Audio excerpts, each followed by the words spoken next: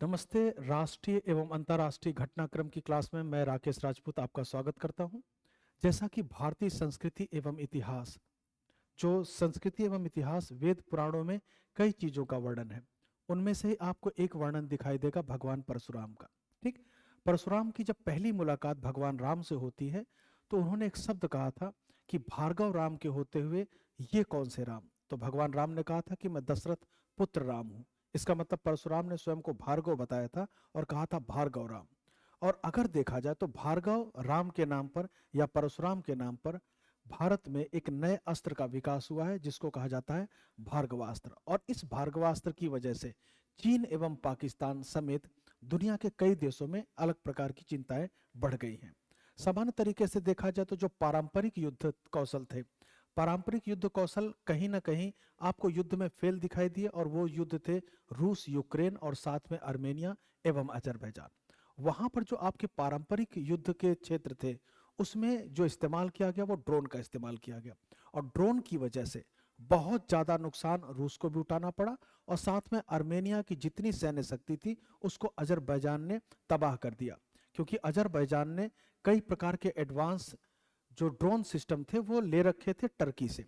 इस चीज को ध्यान में रखते हुए, क्योंकि इंडियन लोग भी इस चीज को एग्जामिन कर रहे थे कि भविष्य में होने वाले किसी भी युद्ध में सिर्फ पारंपरिक हथियार भारत का साथ नहीं निभा सकते, तो भारत को भी अपने स्वयं के आयरन डोम की आवश्यकता थी।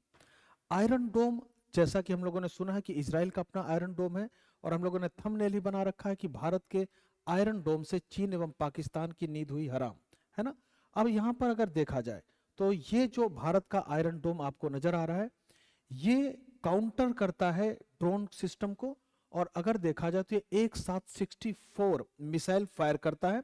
तो नियर अबाउट अगर ये एक साथ 64 से अधिक माइक्रो मिसाइल को फायर करने की क्षमता रखता है। तो अगर देखा जाए यहां पर तो वन बाय वन थिंग्स देखेंगे।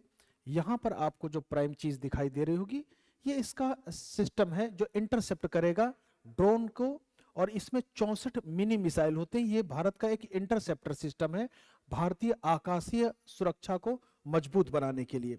तो अगर देखा जाए तो ये भारत का स्वदेशी आयरन डोम है, और जो भारतीय प्राचीन सभ्यता में एक दिव्यास्त्र को इंगित करता है। महाभारत में परशुराम के पास भार्गवास्त्र नाम का एक हथियार था, और इस हथियार को इन्होंने आपके जो उनके शिष्य थे कर्ण को भी प्रदान किया था। तो यहां के केस में देखा जाए ये इंटरसेप्टर एक प्रकार से मिनी मिसाइल है, माइक्रो मिसाइल है। अब यहां पर जो हम लोग पॉइंट देखेंगे, भार्गवास्त्र जो हथियार है वो किसके नाम पर रखा गया है? भगवान परशुराम, मतलब भार्गव राम के नाम पर भार्गवास्त्र का निर्माण हुआ है।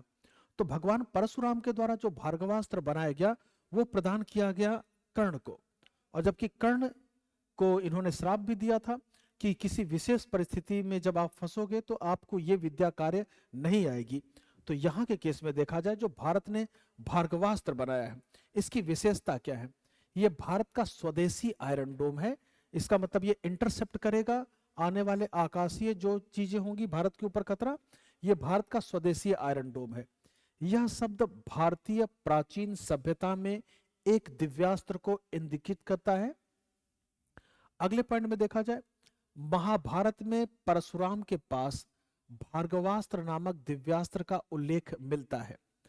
आधुनिक भारत में विकसित भार्गवास्त्र एक मल्टी लेयर, याद रखना, ये एक multi layer counter drone system है, multi layer counter drone system है ये।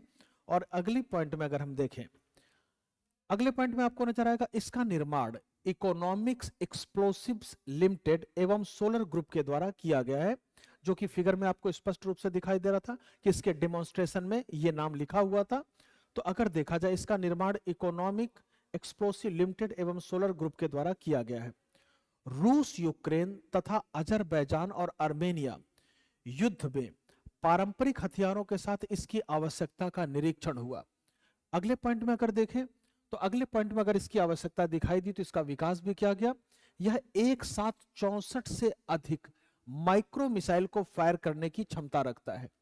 इसमें हार्ड किल एवं सॉफ्ट किल दोनों प्रकार की क्षमता है। हार्ड किल के अंतर्गत ये क्या होगा कि अगर किसी भी ड्रोन को इंटरसेप्ट किया तो एक तो ये मिसाइल कंप्लीटली उसको जाकर डिस्ट्रॉय कर दे, फायर करके ये मिसाइल उसको कंप्लीटली डिस्ट्रॉय कर दे। अगर एक ड्रोन यहाँ पर इंडिकेट होता है तो मिसाइल फायर होती है और फायर होने के बाद इसको कंप्लीटली डिस्ट्रॉय कर दे। दूसरा तरीका यह है कि ये इसके नेटवर्क को ही जैम कर दे। तो इसमें हार्ड किल एवं सॉफ्ट किल, इसका मतलब फिजिकल रूप से कंप्लीटली उसको डिस्ट्रॉय करना, और दूसरा जो सॉफ्ट किल है इसके अंतर्गत उसके नेटवर्क को जाम करना।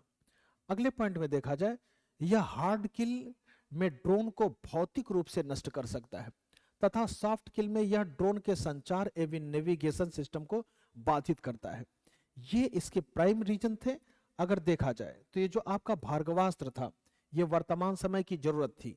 लगातार हम आयरन डोम के बारे में तो सुन रहे होते थे कि इजराइल के आयरन डोम ने कई मिसाइल को इंटरसेप्ट करके मार गिराया, लगभग 5 से 6 किलोमीटर रेंज तक।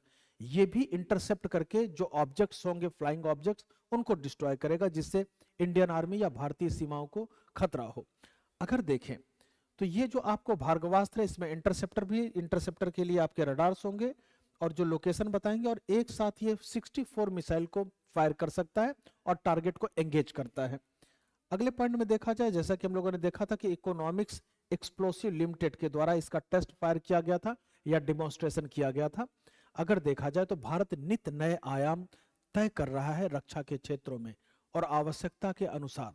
तो अगर देखा है तो यहाँ पर इंडिया ने स्वयं का आयरन डोम डेवलप कर लिया है, और इस आयरन डोम वाले कॉन्सेप्ट के देखा जाए, क्योंकि ड्रोन इस समय किसी भी देश की सुरक्षा के लिए बहुत ही भारी खतरा हो चुके हैं, और इसको काउंटर पार्ट करने के लिए ही इस आयरन डोम का निर्माण किया गया, और भारतीय आयरन डोम का नाम क्या रखा गया? भार्गवास्त्र। तो भार्गवास्त्र के केस में हम लोगों ने यहां तक की इंफॉर्मेशंस देखी। तो आज के अंक में राष्ट्रीय एवं अंतरराष्ट्रीय घटनाक्रम में इतना ही। नेक्स्ट क्लास में हम फिर मिलते हैं, तब तक के लिए धन्यवाद।